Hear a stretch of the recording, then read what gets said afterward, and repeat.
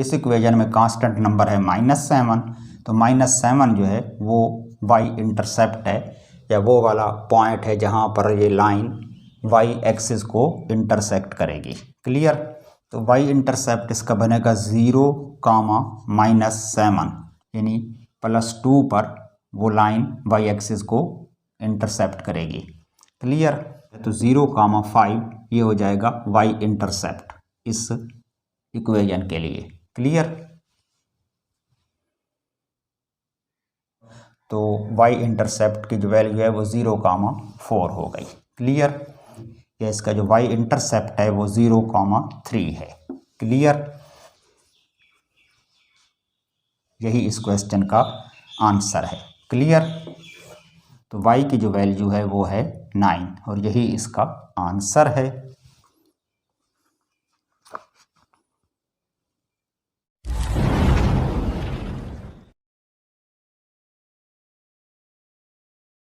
बिस्मिल्लाहिर्रहमानिर्रहीम। अस्सलामुअलैकुम dear students.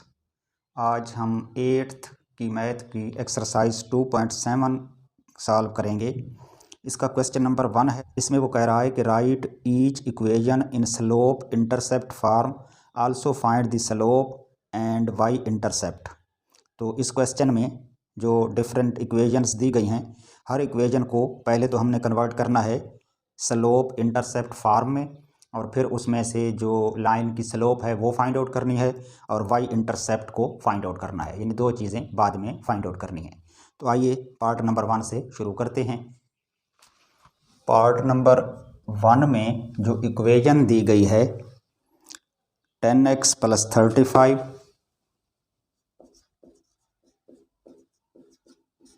Is equal to -5y। इसको हमने पहले तो कन्वर्ट करना है स्लोप इंटरसेप्ट फॉर्म में। जैसा कि हम जानते हैं कि किसी भी इक्वेशन को स्लोप इंटरसेप्ट फॉर्म में कन्वर्ट करने का मतलब क्या है कि उस इक्वेशन का जो सब्जेक्ट है वो y बना दिया जाए, यानी y इक्वलिटी साइन के एक तरफ बिल्कुल अकेला रह जाए और बाकी तमाम नंबर्स या वेरिएबल्स जो कुछ भी हो वो दूसरी तरफ ट्रांसफ़र कर दें। तो इस इक्वेशन में सिर्फ y के साथ -5 है, ये अगर हम कैंसिल करवा कर दूसरी तरफ ले जाएं तो मसला हल हो जाएगा, y इसका सब्जेक्ट बन जाएगा। बाकी चीज़ें तो ऑलरेडी दूसरी साइड पे हैं। अगर इसको मैं यूँ लिख लूँ कि -5y is equal to 10x + 35, वो इक्वेशन है। मैंने इसकी जो राइट साइड थी उसको लेफ़्ट पे ले गया हूँ, जो लेफ़्ट साइड थी उसको राइट पे लिख दिया है। अब क्या करेंगे, क्योंकि हमने y को सेपरेट करना है तो y का जो कोएफिशिएंट है -5 वो डिवाइड हो जाएगा टू द बोथ साइड्स। तो इस तरफ -5 कैंसिल हो जाएगा, y इक्वल हो जाएगा 10x ओवर -5 और प्लस 35 ओवर -5।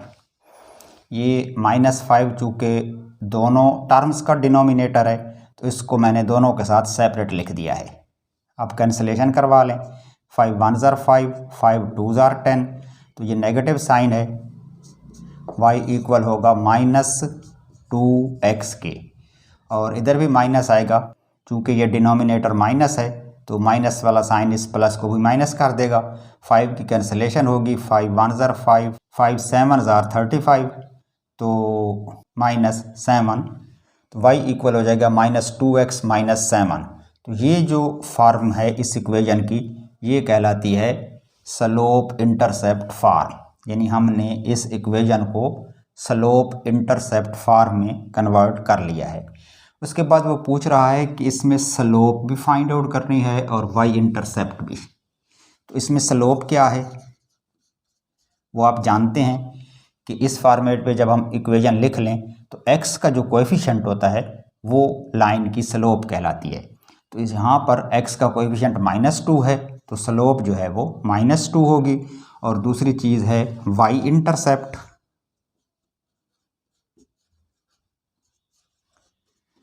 तो y इंटरसेप्ट होता है कांस्टेंट नंबर। इस इक्वेशन में कांस्टेंट नंबर है -7, तो -7 जो है वो y इंटरसेप्ट है, या वो वाला पॉइंट है जहाँ पर ये लाइन वाई एक्सिस को इंटरसेक्ट करेगी। तो वाई इंटरसेप्ट इसका बनेगा 0, -7, क्योंकि -7 सी की वैल्यू है और ये वो वाला पॉइंट है जहाँ पर लाइन वाई एक्सिस को कट करती है। तो उस ऑर्डर्ड पेयर की एक्स की वैल्यू तो 0 होगी, वाई की वैल्यू -7 होगी, तो ऑर्डर्ड पेयर बनेगा 0, -7। तो ये हो गया वाई इंटरसेप्ट। चलते हैं जी पार्ट नंबर 2 की तरफ। इसमें इक्वेशन दी गई है x + 4y = 8। x + 4y = 8। पहले तो इस इक्वेशन को कन्वर्ट करते हैं स्लोप इंटरसेप्ट फॉर्म में। तो ये हो जाएगी 4y = -x + 8। प्लस x था, उस तरफ जाकर माइनस हो जाएगा। फिर इसको डिवाइड कर दें 4 से, कोएफिशिएंट ऑफ y जो है यानी 4y / 4, और इस तरफ हो जाएगा -x + 8 / 4। तो इस तरफ 4 कैंसिल हो जाएगा, y बचेगा, और इस तरफ हो जाएगा -x/4 + 8/4, यानी 4 दोनों नंबर्स का डिनोमिनेटर है। तो यहाँ तो 4 कैंसिल हो जाएगा, 4 का टेबल 8 पे 2 टाइम्स, और इस तरफ चूँकि x का कोएफिशिएंट 1 है तो इसको हम यूँ लिखेंगे कि y = -1/4x + 2, यानी कि 2/1 को सिर्फ 2 लिख दें। तो ये हो गई इसकी स्लोप इंटरसेप्ट फॉर्म। अब इसमें जो स्लोप है वो है x का कोएफिशिएंट यानी -1/4, और जो y इंटरसेप्ट वाला पॉइंट है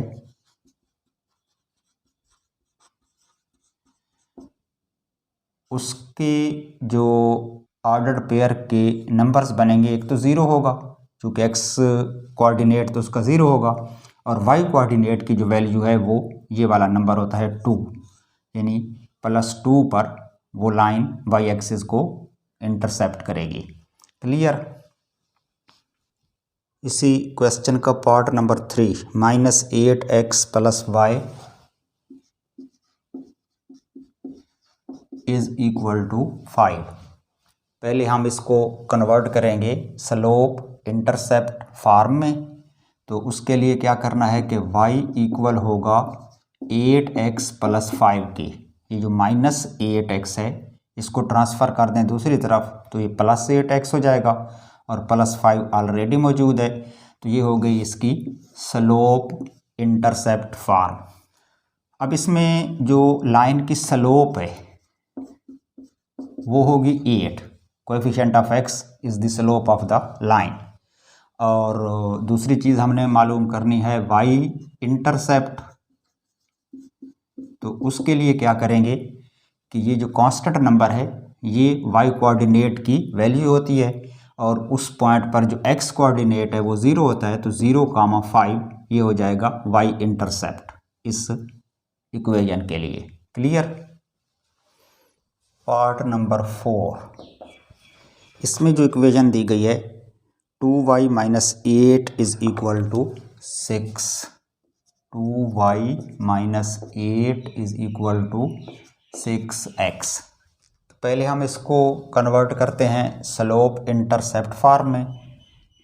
तो पहले स्टेप में 8 को उस तरफ ट्रांसफ़र करें, 2y = 6x + 8, -8 है तो दूसरी तरफ जाकर प्लस हो जाएगा। अब जो कोएफिशिएंट ऑफ y 2 है उससे डिवाइड करेंगे, यानी 2y = 6x + 8, दोनों साइड्स को डिवाइडेड बाई 2 कर दें तो इस तरफ 2 कैंसिल हो जाएगा। y की वैल्यू आएगी 6x/2 + 8/2। 2 चूँकि दोनों का डिनोमिनेटर है तो दोनों से सेपरेटली डिवाइड कर लें। इस तरफ हो जाएगा 2 3 * 6 और यहाँ पर 2 4 * 8। तो y इक्वल होगा 3x + 4 के। तो ये हो गई इसकी स्लोप इंटरसेप्ट फॉर्म। अब इसमें जो स्लोप फाइंड आउट करनी है तो स्लोप होगी 3 इस इक्वेशन की, क्योंकि कोएफिशिएंट ऑफ x जो है वो 3 है, और जो y इंटरसेप्ट है उसकी वैल्यू आएगी 0,4। वाई कोऑर्डिनेट उसका 4 है और एक्स कोऑर्डिनेट ज़ाहिर है 0 होगा, तो वाई इंटरसेप्ट की जो वैल्यू है वो 0,4 हो गई। क्लियर। नेक्स्ट है पार्ट नंबर 5। इसमें वो कह रहा है कि 3y is equal to 15x plus 9। Step number 1, convert करें इसको स्लोप इंटरसेप्ट फॉर्म में। तो ये इक्वेशन है 3y is equal to 15x plus 9 और हमने y को सेपरेट करना है, तो कोएफिशिएंट ऑफ y 3 से दोनों साइड्स डिवाइड हो जाएंगी। इस तरफ 3 कैंसिल होगा तो y will be equal to 15x over 3 plus 9 over 3। अब 3 कैसे कैंसिल होगा? 3 का टेबल 15 पे 5 टाइम्स और 3 are 9, तो इक्वेशन हमारे पास आएगी y is equal to 5x plus 3। तो ये इक्वेशन की हो गई स्लोप इंटरसेप्ट फॉर्म। अब इसमें जो लाइन की स्लोप है वो है 5, कोएफिशिएंट ऑफ x, और दूसरी चीज़ हमने फाइंड आउट करनी है y इंटरसेप्ट। तो y इंटरसेप्ट जो है वो होगा 0,3। 3 y कोऑर्डिनेट है और x कोऑर्डिनेट 0, तो जो पॉइंट है जिस पर लाइन y एक्सिस को इंटरसेक्ट करेगी या इसका जो y इंटरसेप्ट है वो 0,3 है। क्लियर। लास्ट पार्ट है इस क्वेश्चन का 6। इसमें जो गिवन इक्वेशन है 3 is equal to x by 4 plus y, तो इसको हम पहले कन्वर्ट करते हैं स्लोप इंटरसेप्ट फॉर्म में। उसके लिए ज़रूरी ये है कि y को सेपरेट करें, तो y के साथ जो दूसरा नंबर x बाई 4 है उसको ट्रांसफ़र करके दूसरी तरफ ले जाएं, तो ये हो जाएगा। बल्कि यूँ करते हैं, पहले इसको यूँ लिख लेते हैं कि x over 4 plus y is equal to 3। Left side को राइट पे लिख लें और राइट साइड पे जो कुछ लिखा हुआ था वो लेफ़्ट पे ले आएँ। अब x ओवर 4 को उधर ले जाएं, इस तरफ बच जाएगा y और माइनस x ओवर 4 प्लस 3 हो जाएगा। x ओवर 4 प्लस था, उस तरफ जाकर माइनस होगा। तो ये इसकी हो गई स्लोप इंटरसेप्ट फॉर्म। अब इसमें से हमने स्लोप और y इंटरसेप्ट को सेपरेट करना है, तो इसके लिए जो स्लोप है वो होगी कोएफिशिएंट ऑफ x। यहाँ x का कोएफिशिएंट है 1/4 माइनस साइन के साथ, तो -1/4 स्लोप हो जाएगी। और जो y इंटरसेप्ट है वो बनेगा 0,3। 3 y कोऑर्डिनेट और x कोऑर्डिनेट 0 होता है हमेशा, तो ये हो गया y इंटरसेप्ट। क्लियर। यही इसका आंसर है। Question number 2।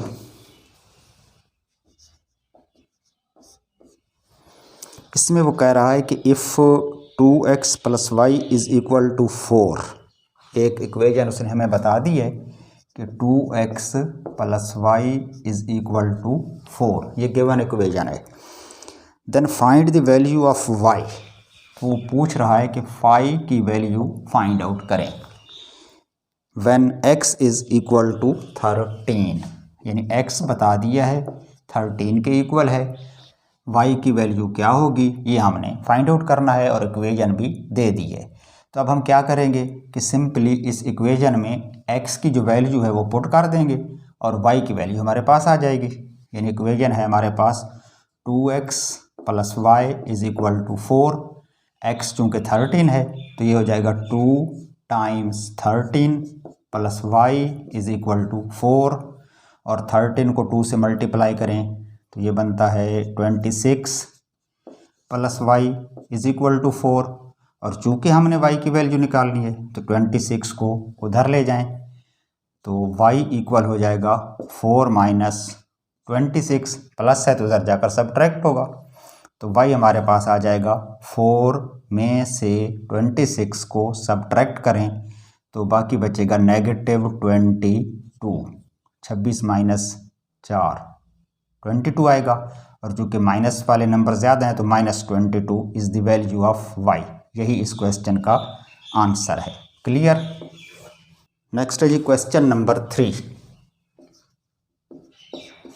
इसमें वो कह रहा है कि if 2y - 7x is equal to -3, given equation है 2y - 7x और इक्वल है ये -3 के, और इसमें वो कह रहा है कि then find the value of y when x is equal to 3। इसमें भी y हमने फाइंड आउट करना है और x उसने बता दिया है कि 3 के इक्वल है। तो इसमें भी हम इक्वेशन में x की वैल्यू पुट कर देंगे। गिवन इक्वेशन है 2y - 7x is equal to -3, और इसमें अगर हम x की वैल्यू 3 पुट कर दें तो 2y - 7 टाइम्स x यानी 3, क्योंकि x इज इक्वल टू 3 है तो ये इक्वल होगा -3 के, या 2y - 7 3 होते हैं 21, तो ये हो गया -3 के इक्वल।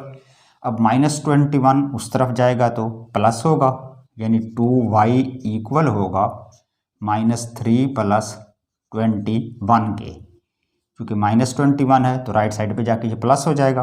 अब +21 में से 3 माइनस कर लें तो कितना बचेगा, 21 - 3 18, तो 2y जो है वो इक्वल होगा 18 के।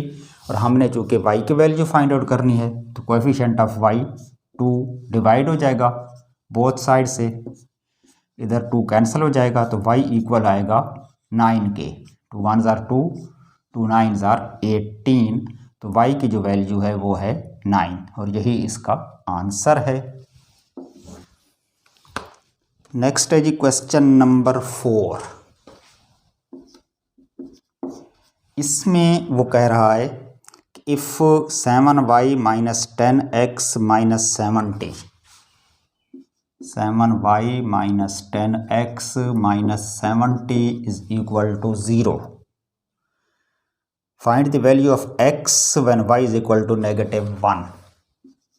x की वैल्यू फाइंड आउट करनी है, y की वैल्यू उसने बता दी है -1। तो हम इसमें y की वैल्यू -1 पुट करके x को फाइंड आउट कर लेते हैं। तो 7y - 10x - 70 is equal to 0।